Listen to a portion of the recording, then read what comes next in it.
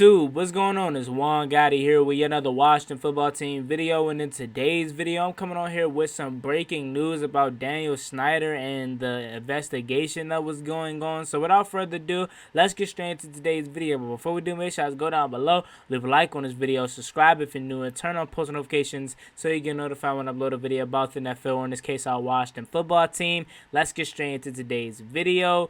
So, according to J.P. Finley of NBC Sports Washington, the punishment for Daniel Snyder has just been released, and it reads as follows. Punishment for Wilkinson's investigation is amount of $10 million fine, and Tanya Snyder, not Daniel Snyder, in charge of day-to-day Washington football team operations for at least the next several months. So, let's backtrack for a minute. As we know what's been going on with Daniel Snyder for the past year or two, that it came out that, the sexual harassment cases and everything that's just been going on with Washington, the women there, it was just an uncomfortable place to work and stuff like that. And everything that was just revolving around the Washington football team for the past, a decade essentially. But it's just now coming out for the past year or two.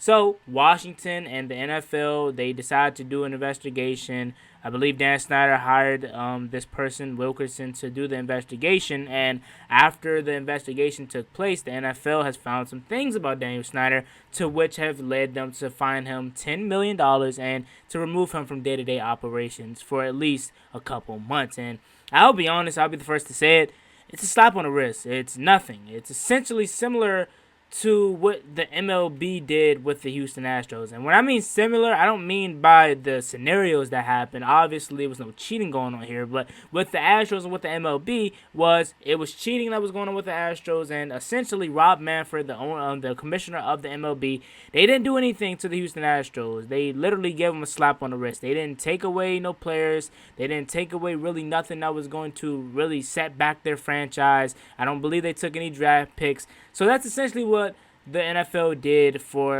Washington. And honestly, me being a fan, of course I'm going to be happy about that, because you're not setting back my franchise any longer. You're not taking away draft picks. You're not taking away players. You're taking away money. You're taking away stuff from Daniel Snyder, which is okay, I guess. But they should have, in my opinion, been a little more harsh with their punishment towards Daniel Snyder.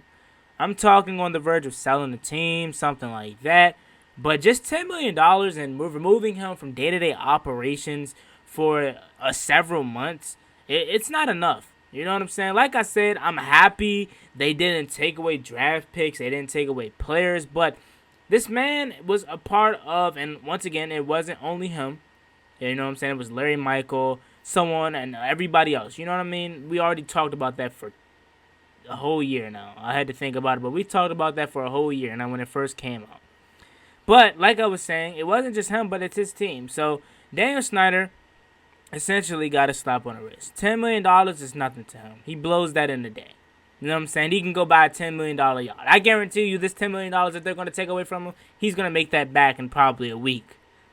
You know what I'm saying? So, like I said, I'm not mad at this punishment for the sake of my favorite NFL team, but me looking at it as a human, regular human being, an NFL fan, it should have been harsher than that. I'll be the first to say that, but I'm glad Roger Goodell didn't do anything to, affect our franchise to set us back for the next year. We still got our draft picks as of right now. We still got all of our players. You're just going into Daniel Snyder's pocket, and like I said, I don't think that's enough, because the guy is a billionaire. He can make that money back in literally a week or so. So I think this is all I see here from J.P. Finley. I mean, he did have a caption to where he said, "Hard to call this a severe punishment, but Dan Snyder will be removed from day-to-day operations for some period of time."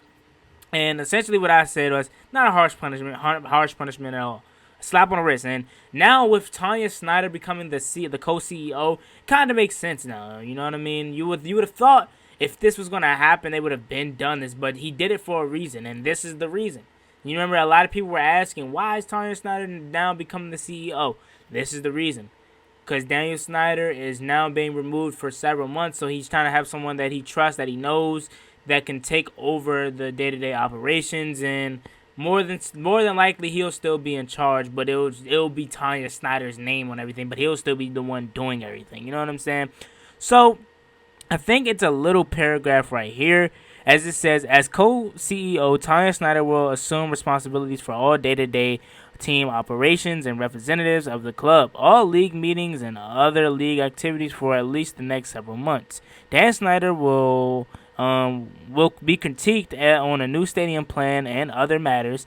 All senior executives of the club, including Dan and Tanya Snyder, will undertake comprehensive training in workplaces and workplace conduct and related issues, including bullying, diversity, and inclusion, harassment, LGBTQ issues, and miscroak, aggressiveness, and unconscious bias, and among other topics. So just a whole bunch of stuff, you know what I mean? Or that a whole bunch of random things. So I guess they'll be going over training to how not to do that kind of stuff or how to handle that kind of stuff.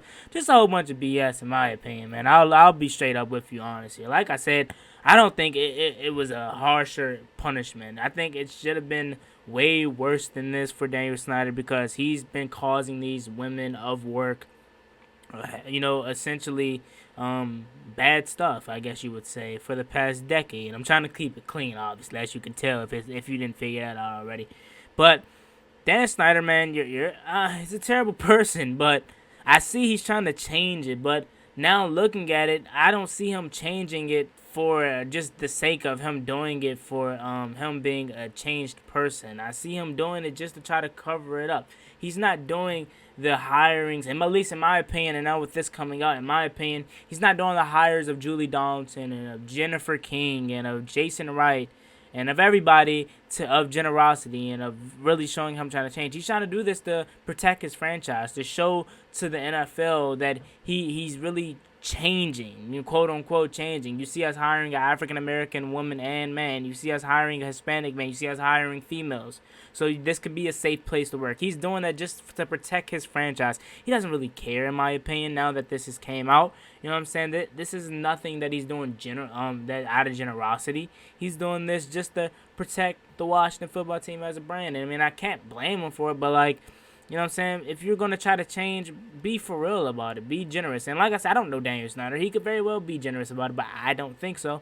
I think he's just doing it just to hide his brand, or at least hide the fact of what he did in the past and try to show that he is going to change, I guess. So we'll see, but hard to call it a severe punishment. It's literally a slap on the wrist. And like I said, I think he should have been punished more. But we'll see. We'll talk about this more as, I guess, more stuff comes out about this. But once again, Dan Snyder, severe punishment, air quote, has been that he will be fined of $10 million and he will not be able to run day-to-day operations for Washington for the next several months. Let me know what you guys think about this video down below. It's me, boy, Juan Gotti. We're so close to 3,000 subscribers. I know we can get there in no time if you guys support. Hit that big red subscribe button if you haven't already.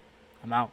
Peace. Cost me one time, that's gonna get you pop. Get you pop, get you drop, slide on.